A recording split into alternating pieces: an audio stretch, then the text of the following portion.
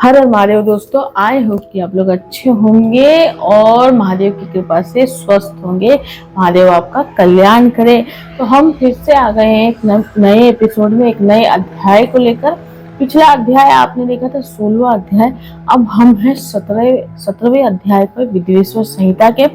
चलिए शुरू करते हैं इस पाठ का। और पाठ करने से पहले चैनल को सब्सक्राइब नहीं किए हैं तो सब्सक्राइब कर लीजिए, क्योंकि अध्याय मिस नहीं होना चाहिए और इसका रेगुलर श्रवण कीजिए। ठीक है, तो चलिए हम लोग शुरू करते हैं। हर हर महादेव, महाशिव पुराण 17वां अध्याय। सरलिंग स्वरूप प्रणव का महत्व, उसके सूक्ष्म रूप ओमकार और स्थूल रूप पंचाक्षर मंत्र का विवेचन, उसके जप की विधि और महिमा, कार्य ब्रह्मा के लोकों से लेकर कारण रुद्र के लोकों तक का विवेचन करके कालातील पंचवरण विशिष्ट शिवलोकों के अनिर्वचनीय वैभव का निरूपण तथा शिव भक्तों के सत्कार की महत्ता। तो ये जो 17वां अध्याय, इसमें जितने भी लोक हैं, हमारे जो पृथ्वी लोक बोलते हैं, उसके ऊपर भी लोक होते हैं, फिर शिवलोक आता है, फिर ब्रह्मा लोक आता है, ऐसे बहुत सारे लोक हैं, उसके बारे में इसमें इस अध्याय में जानकारी दी है। तो मे भी ये जो अध्याय है वो थोड़ा सा लंबा हो सकता है, लेकिन इसका श्रवण जरूर कीजिएगा। ठीक है, चलिए शुरू करते हैं। श्री गण बोले, हे महामुने, हे प्रभु, आप हमारे लिए क्रमशः सरलिंग स्वरूप प्रणव का महत्व तथा शिव भक्त के पूजन की विधि बताइए। सूत जी ने कहा, महर्षियों, आप लोग तपस्या के धनी हैं। आपने ये बड़ा सुंदर प्रश्न उपस्थित किया है, किंतु उसका ठीक ठीक उत्तर महादेव जी ही जानते हैं, दूसरा कोई नहीं। तथापि भगवान शिव की कृपा से ही मैं इस विषय का वर्णन करूंगा। वे भगवान शिव हमारे और आप लोगों की रक्षा का महान भार बारंबार स्वयं ही ग्रहण करे। तो प्र नाम है प्रकृति से उत्पन्न संसार रूपी महासागर का प्रणव। इसे पार करने के लिए दूसरी नौ यानी कि नाव है। इसके लिए विद्वान इस ओमकार को प्रणव की संज्ञा देते हैं। ओमकार अपने जप करने वाले साधकों से कहता है, प्र यानी कि प्रपंच, ना यानी कि नहीं है, वो तुम लोग के लिए। अतः इस भाव को लेकर भी ज्ञानी पुरुष ओम को प्रणव नाम से जानते हैं। इसका दूसरा भाव ये है, प्र यानी प्रकेशन, न यानी कि नयत, वो यानी कि यशुमान मोक्षम इति वा प्रणवः, अर्थात ये तुम सब उपासकों को बलपूर्वक मोक्ष तक पहुंचा देगा। इस अभिप्राय से भी इसे ऋषि मुनि प्रणव कहते हैं। अपना जप करने वाले योगियों के लिए तथा अपने मंत्र की पूजा करने वाले उपासक के समस्त कर्मों का नाश करके ये दिव्य नूतन ज्ञान देता है, इसीलिए भी इसका नाम प्रणव है।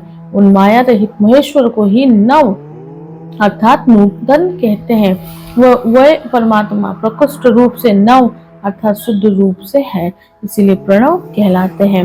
प्रणव साधकों को नव अर्थात नवीन शिव स्वरूप कर देता है, इसलिए भी विद्वान पुरुष उसे प्रणव कहते हैं। अथवा प्रकट रूप से नव दिव्य परमात्मा ज्ञान प्रकट करता है, इसलिए वह प्रणव कहा गया है। प्रणव के दो भेद बताए गए हैं, स्थूल और सूक्ष्म। एक अक्षर रूप जो ओम है उसे सूक्ष्म प्रणव जानना चाहिए, और नमः शिवाय इस 5 अक्षर वाले मंत्रों को स्थूल प्रणव समझना चाहिए। जिसमें 5 अक्षर व्यक्त नहीं है वो सूक्ष्म है, और जिसमें 5 अक्षर सुषुप्त रूप से व्यक्त है वो स्थूल है। जीवन मुक्त पुरुष के लिए सूक्ष्म प्रणव के जप का विधान है, वही उसके लिए समस्त साधनों का सार है। यद्यपि जीवन मुक्त के लिए किसी साधन की आवश्यकता नहीं है, क्योंकि वो सिद्ध रूप है। तथापि दूसरों की दृष्टि में जब तक उसका शरीर रहता है तब तक उसके द्वारा प्रणव जप की सहज साधना स्वतः होती रहती है। वह अपनी देह का विलय होने तक सूक्ष्म प्रणव मंत्र का जप और उसके अर्धभूत परमात्मा तत्व का अनुसंधान करता रहता है। जब शरीर नष्ट हो जाता है तब वह पूर्ण ब्रह्मा स्वरूप शिव को प्राप्त कर लेता है। वह सुरक्षित है। जो केवल मंत्र का जाप करता है उसे निश्चय ही योग की प्राप्ति होती है।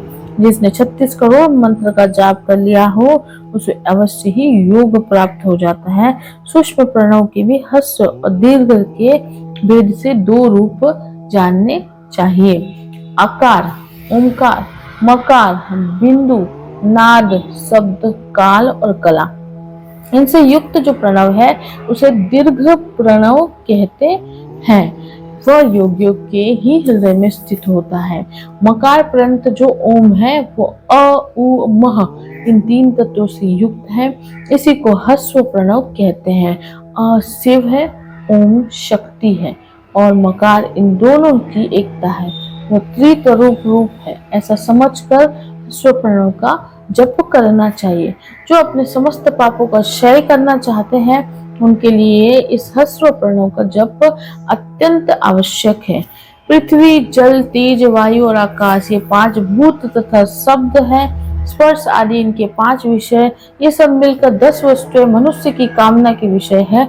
इनकी आशा मन में लेकर जो कर्मों के अनुष्ठान में संलग्न होते हैं वह 10 प्रकार के पुरुष प्रवृत्त अथवा प्रवृत्ति मार्गी कहलाते हैं तथा जो निष्काम भाव से शस्त्र विहित कर्मों का अनुष्ठान करते हैं वे निर्वृत्त अथवा निवृत्त मार्गी कहे गए हैं। पवित्र पुरुषों को ह्रस्व प्रणव का ही जप करना चाहिए और निवृत्त पुरुष को दीर्घ प्रणव का।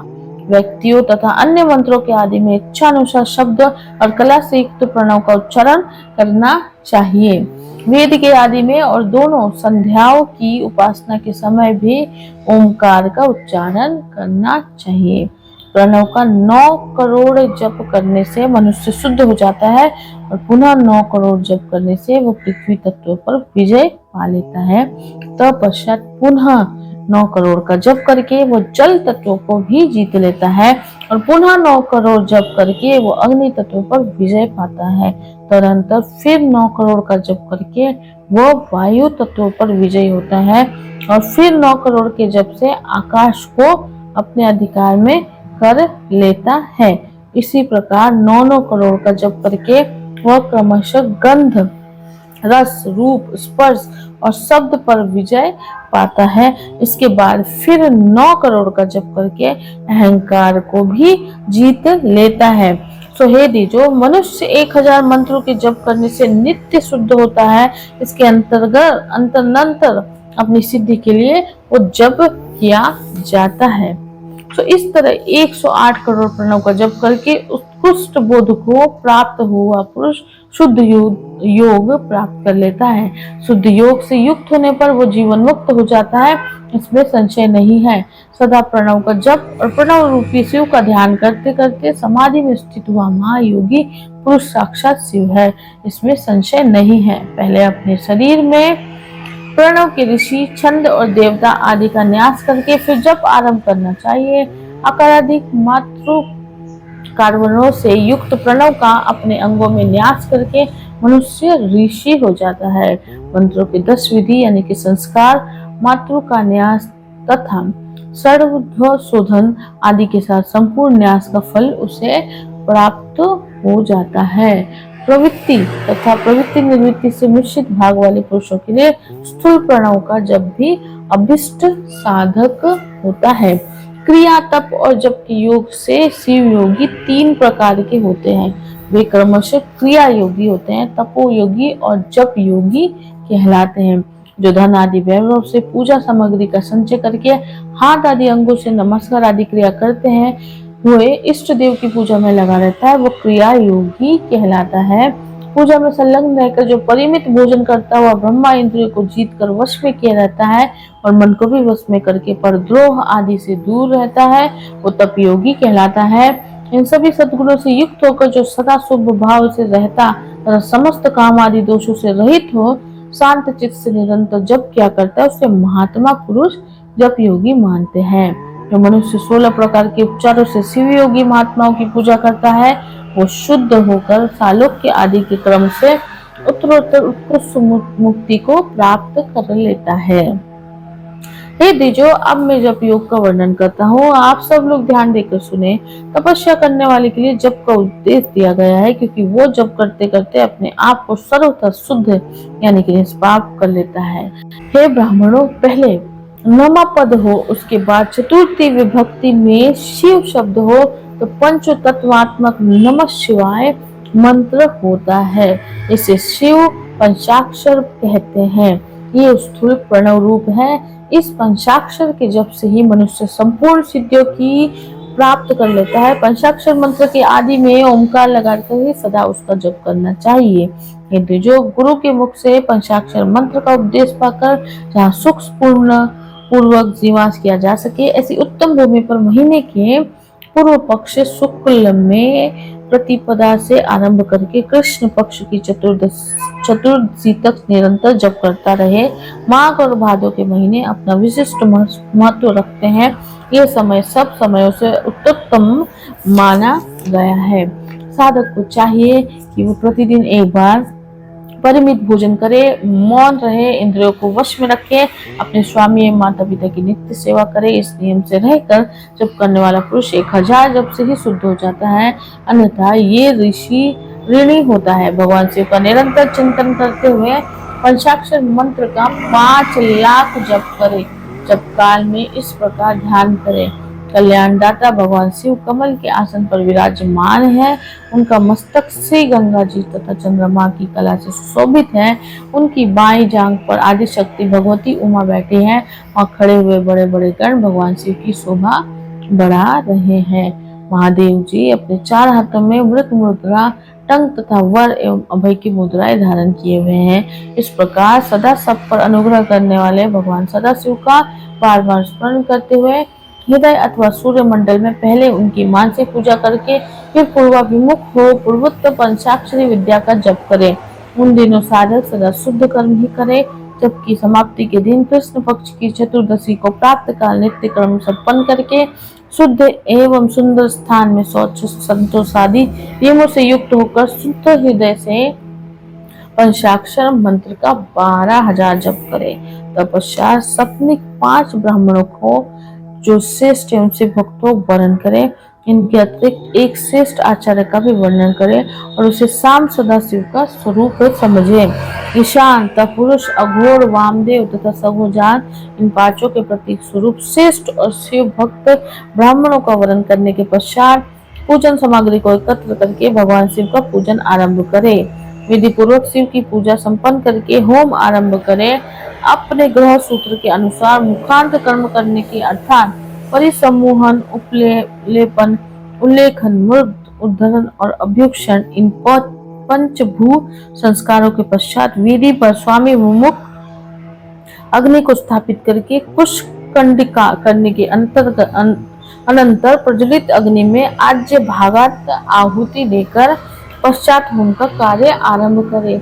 कपिला गाय के घी से 11, 101 अथवा 1001 आहुतियां स्वयं ही दे दे अथवा विद्वान पुरुष शिव भक्त ब्राह्मणों से 108 आहुतियां दिलवाए। होम कर्म समाप्त होने पर गुरु को दक्षिणा के रूप में एक गाय और बैल देने चाहिए। ईशान आदि के प्रतीक रूप जिन 5 ब्राह्मणों का वर्णन किया गया हो, उनको ईशान आदि के ही स्वरूप समझे तथा आश्चर्य को सांब सदाशिव का स्वरूप माने। इसी भावना के साथ उन सबके चरण धोए, उनके चरणों तक से अपने मस्तक को सींचे। ऐसा करने से वो साधक 36 करोड़ तीर्थों में स्नान करने का फल तत्काल प्राप्त कर लेता है। उन ब्राह्मणों को भक्ति पूर्वक दशांग अन्न देना चाहिए। पूर्व पत्नी को पराशक्ति मानकर उनका भी पूजन करे। ईशान आदि क्रम से उन सभी ब्राह्मणों का उत्तम अन्न से पूजन करके अपने वैभव विस्तार के अनुसार रुद्राक्ष, वस्त्र, बड़ा और बुआ आदि अर्पित करे। तदंतर दिक्पालादि को बलि देकर ब्राह्मणों को भरपूर भोजन कराए। इसके बाद देवेश्वर शिव से प्रार्थना करके अपना जप समाप्त करे। इस प्रकार पुरस्चरण करके मनुष्य उस मंत्र को सिद्ध कर लेता है। फिर 5 लाख जप करने से उसके समस्त पापों का नाश हो जाता है। तदंतर पुनः 5 लाख जप करने से मनुष्य अतल से लेकर सत्यलोक तक के लोगों का ऐश्वर्य प्राप्त कर लेता है। यदि अनुष्ठान पूर्ण होने के पहले बीच में ही साधक की मृत्यु हो जाए तो वो परलोक में उत्तम भोग भोगने के पश्चात पुनः पृथ्वी पर जन्म लेकर पंचाक्षर मंत्र के जप का अनुष्ठान करता है। समस्त लोगों का ऐश्वर्य पाने के पश्चात मंत्र को सिद्ध करने वाला वो पुरुष आदि पुनः 5 लाख जप करे तो उसे ब्रह्मा जी का सामीप्य प्राप्त होता है। पुनः 5 लाख जप करने से उसे सारूप्य नामक ऐश्वर्य प्राप्त होता है। 100 लाख जप करने से वह साक्षात ब्रह्मा के समान हो जाता है। इस तरह कार्य ब्रह्मा हिरण्यगर्भ का सायुज प्राप्त करने से वो उस ब्राह्मण का प्रलय होने तक उस लोकों में यष्ट भोग भुगता है। फिर दूसरे कल्प का आरंभ होने पर वो ब्रह्मा जी का पुत्र होता है। उस समय फिर तपस्या करके दिव्य तेज से प्रकाशित होकर वो क्रमशः मुक्त हो जाता है। पृथ्वी आदि कार्य स्वरूप भूतों द्वारा पाताल से लेकर सत्यलोक पर्यंत ब्रह्मा जी के 14 लोक क्रमशः निर्मित हुए हैं। सत्यलोक से ऊपर शमालोक तक जो 14 भुवन है वे भगवान विष्णु के लोक हैं। उस शमालोक वाले श्रेष्ठ वैकुंठ में महाभोगी कार्य विष्णु कार्य लक्ष्मी सहित सबकी रक्षा करते हुए विराजमान रहते हैं। शमालोक से ऊपर जो है वो है सूचिलोक पर्यंत 28 भुवन स्थित है। सूचिलोक के अंतर्गत कैलाश में प्राणियों का संहार करने वाले रुद्रदेव विराजमान है। सूचिलोक से ऊपर है अहिंसा लोक पर्यंत 56 भुवनों की स्थिति है। अहिंसा लोक का आश्रय लेकर जो ज्ञान कैलाश नामक नगर शोभा पाता है उसमें कार्यभूत महेश्वर सबको अदृश्य करके रहते हैं। अहिंसा लोक के अंत में काल चक्र की स्थिति है।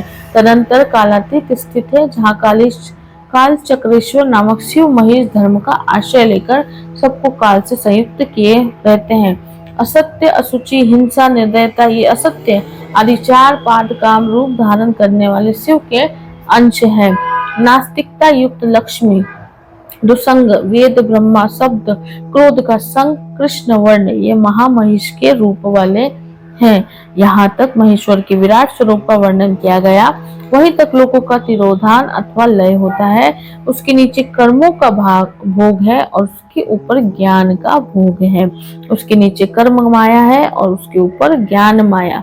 अब मैं कर्म माया और ज्ञान माया का तात्पर्य बता रहा हूँ। माँ का अर्थ है लक्ष्मी। उसके कर्म भोग याद प्राप्त होता है इसलिए वो माया अथवा कर्म माया कहलाती है। इस तरह माँ अर्थात लक्ष्मी से ज्ञान भोग याद अर्थात प्राप्त होता है इसलिए उसे माया या ज्ञान माया कहा गया है। उपयुक्त सीमा से नीचे नश्वर भोग है और ऊपर नित्य भोग है। उसके नीचे ही तिरोधान अथवा लय है। ऊपर तिरोधान नहीं है। वहां से नीचे ही कर्ममय पाशों द्वारा बंधन होता है। ऊपर बंधन का सदा अभाव है। उसके नीचे ही जीव सकाम कर्मों का अनुसरण करते हुए विभिन्न लोकों और योनियों में चक्कर काटते हैं। उसके ऊपर लोकों में निष्काम कर्म का ही भोग बताया गया है।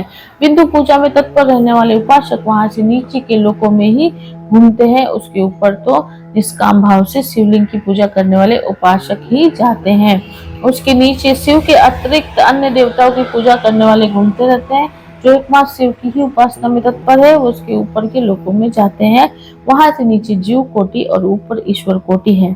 नीचे संसारी जीव रहते हैं और ऊपर मुक्त लोग प्राकृत कर्मों से पूजा करने वाले उसके नीचे रहते हैं और पौरुष कर्मों से पूजा करने वाले उसके ऊपर जाते हैं। उसके नीचे शक्ति लिंग है और उसके ऊपर शिवलिंग। उसके नीचे सगुण लिंग है और उसके ऊपर निर्गुण लिंग। उसके नीचे कल्पित लिंग है और उसके ऊपर कल्पित नहीं है। उसके नीचे आदि भौतिक लिंग और उसके ऊपर आध्यात्मिक लिंग है। उसके नीचे 112 शक्ति लोक है। उसके नीचे बिंदु रूप और उसके ऊपर नाद रूप है। उसके नीचे कर्म लोक है और उसके ऊपर ज्ञान लोक। इसी प्रकार उसके ऊपर मद और अहंकार का नाश करने वाली नम्रता है। वहाँ जनहित तिरोधान नहीं है। उसका निवारण किए बिना वहाँ किसी का प्रवेश संभव नहीं है। इस प्रकार तिरोधान का निवारण करने से वहाँ ज्ञान शब्द का अर्थ ही प्रकाशित होता है। आदि भौतिक पूजा करने वाले लोग उसके नीचे के लोकों में ही चक्कर काटते हैं और आध्यात्मिक उपासना करने वाले हैं वे ही उसके ऊपर को जाते हैं। इस प्रकार वहां तक महालोक रूपी आत्मलिंग में विभाग को जानना चाहिए और प्रकृति आदि महत अहंकार 5 तंत्र मात्राएं 8 बंधों को भी जाने। इस प्रकार सब लौकिक तथा वैदिक स्वरूप को जानना चाहिए। जो सत्य अहिंसा आदि धर्मों से युक्त होकर भगवान शिव के पूजन में तत्पर रहते हैं वह धर्म रूप भैंसे पर आरूढ़ काल चक्र को पार कर जाते हैं। काल चक्रेश्वर की सीमा तक जो विराट महेश्वर लोक बताया गया है उसके ऊपर विषभ के आकार में धर्म की स्थिति है। इस ब्रह्मचर्य का मूर्तिमान रूप है। उसकी सत्य, शौच, अहिंसा और दया ये 4 पद हैं।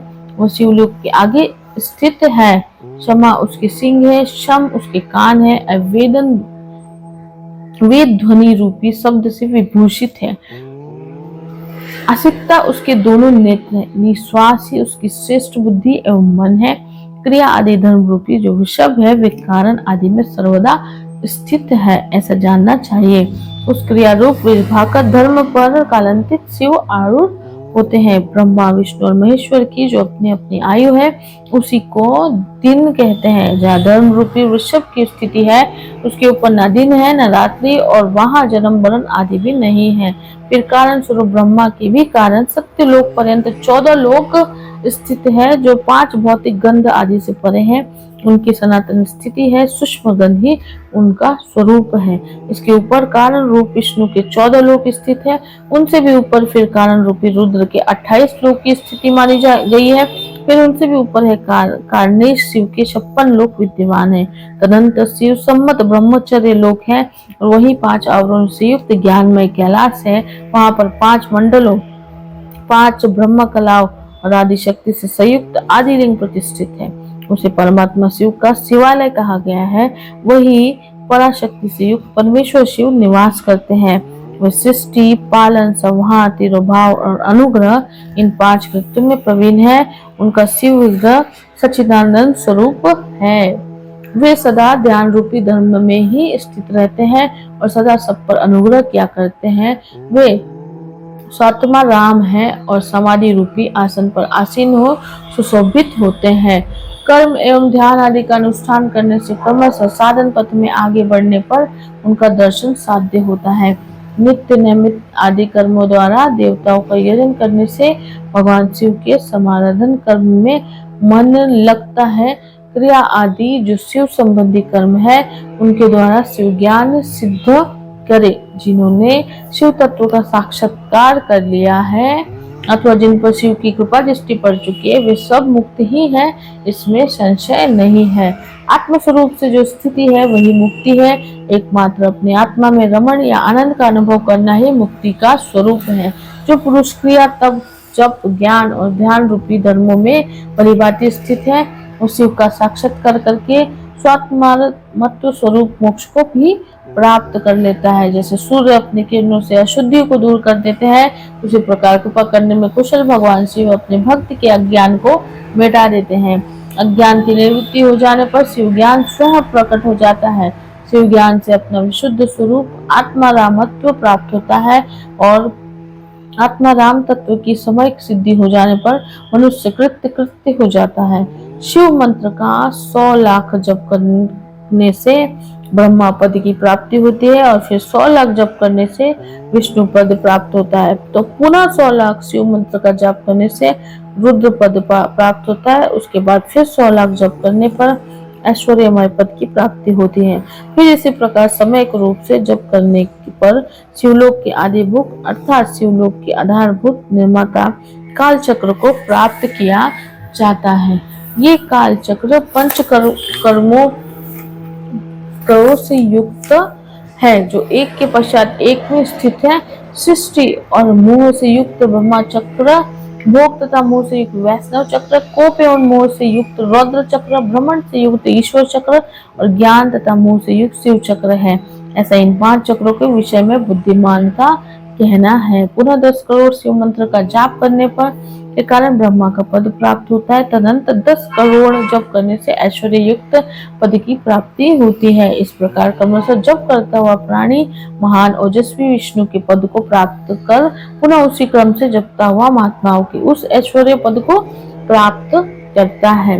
बिना सावधानी किए 105 करोड़ मंत्रों का जाप करने के पश्चात वो प्राणी 5 आवरणों यानी कि पशु, पाश, माया, शक्ति रोध से बाहर स्थित शिवलोक को प्राप्त करता है। वहां उस शिवलोक में राजसम मंडप है, नंदीश्वर का उत्तम निवास है, तपस्या रूपी वृषभ वहीं पर दिखाई देता है। वहीं पर 5 आवरणों से बाहर सौजात अर्थात तत्काल आवरण रहित हुए भगवान शिव का स्थान है। पुनः चतुर्थ आवरण में वामदेव का स्थान है।